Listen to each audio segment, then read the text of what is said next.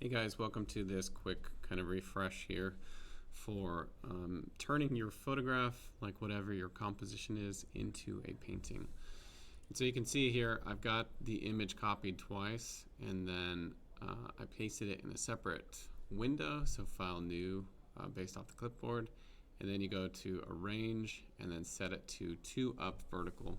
So again, if you're ever like wondering how do I get 2 images side by side, make a copy of that image, paste it in another new document window, only have those 2 tabs up, and then go to Window, Arrange, and then 2 up vertical. That allows me to kind of like see what's going on in this image over here, and then as well kind of like make modifications to the one to the left. So after you have your image, the next move is then to put your line work on top. So I'm turning my line layer on, and my line layer is set to the top of the actual file. And that's so that when I paint underneath it, I'll never lose my line work, and so I know where to actually put those pieces of color to make the painting actually show up. To make it kind of easy for me as well, I just turn off my compositional layer completely because I have the image to the right to reference. And then I start on my paint layer. And so you can see in this demo, I've already kind of done some pretty significant paint work here. I'll turn my layer off, and you can see the painting to the left. I've started pretty extensively on the tortoise, and initially I started by actually just like filling in the entire or most of the background and blocked it in. And so to do this, again, we sample colors from the image to the right, and then we paint those colors on the window to the left. And so I'm going to go ahead and do like a quick little demo here. Perhaps we can finish up this little section of the background. So I'm going to go back to my source image here, use my space bar to move around, and I'm looking for that kind of similar section of the composition right here. So to sample, I can hold Alt, which brings up the eyedropper, and I'll click on the color that I want. You'll notice it puts it into the foreground color. And then over here, I can then just increase my brush size and then paint those colors in the shapes that they seem to exist. And so a bit of this is like up to the discretion of the artist. You kind of want to make marks that represent or mimic or copy what happens in the original photo. So I'll also indicate these shadows here. One of the things I found, like one of my takeaways, is that if you do multiple clicks, like in the same area, it seems to kind of build up. I think that's the flow kind of coming through.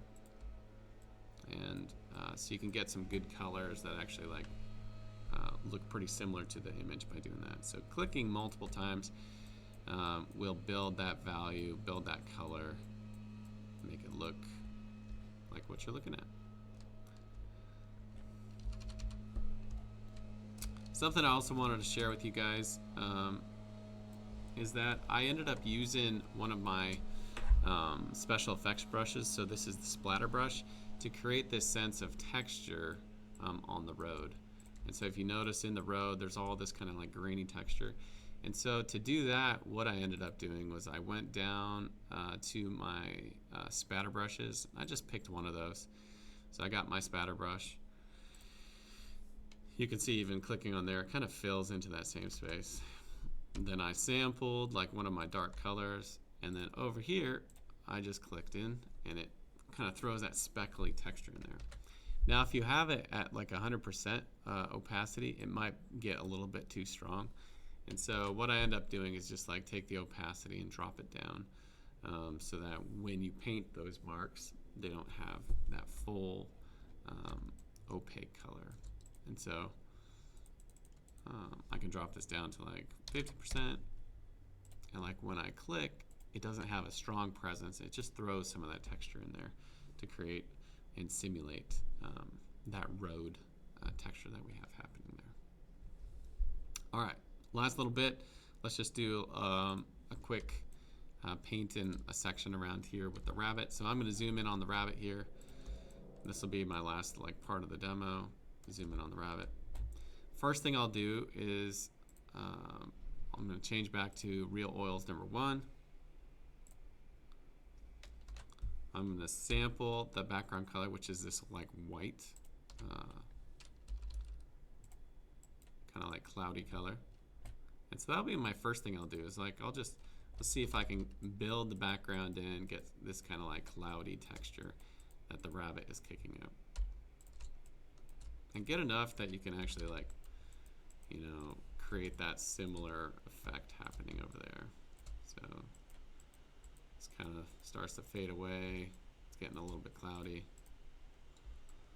And the idea here was to make it look as if like the rabbit was kicking up all this smoke, or not smoke, but a bunch of dust from the background or from the dirt road. Okay, I'm going to throw in the shadow. Notice again, like I'm clicking and dragging multiple times, and you can notice like as I click, it just like makes the shadow become even more present. All right, let's get the rabbit in. First thing I'll do is I'll just like block in the general color, get it in those shapes, and making sure that I'm actually on the paint layer. Looks like his face gets darker.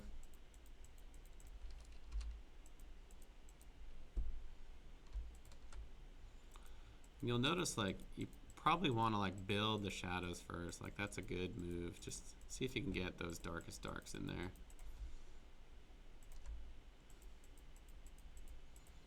And what I tend to do is like I don't really like keep a strict representation of everything I see. I kind of modify it until I think it looks well. So I'm darkening up the edges of the ears there.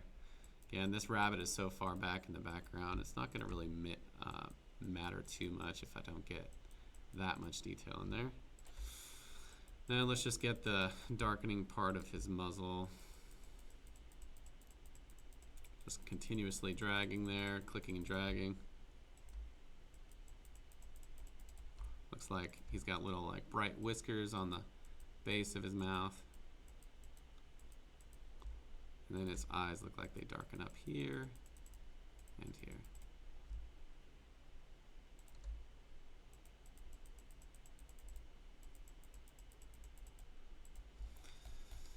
Again, because this is a painting and because the rabbit's far away, the detail doesn't have to be incredible. Like we're really just kind of going for this like feel, this sense of like a painting. So like we got the sense of the tortoise, he's running towards the finish line, he's crawling towards the finish line, and the rabbit's kicking up all this dust behind as it comes in second place, because slow and steady wins the race. The level of detail to which you go is really up to you. So like how much time you want to spend. You could spend 100 hours on this, you could spend 20. They're going to be different results, but typically as you spend more time, things tend to get more resolved, and you could get it to the point where like it actually looks like a very nicely composed and well finished painting. So this is again a review of like how to actually set up your file for painting. And the basic components are first to start with your background image, then do a trace over it, and then pull up a second image to your right, sample colors from there, and then actually paint with the Kyle's Real Oil Brush number 1 on the left side. And so by the end of it, once you turn your line work off, it should look like you have a painting of this age-old fable, the tortoise and the hare.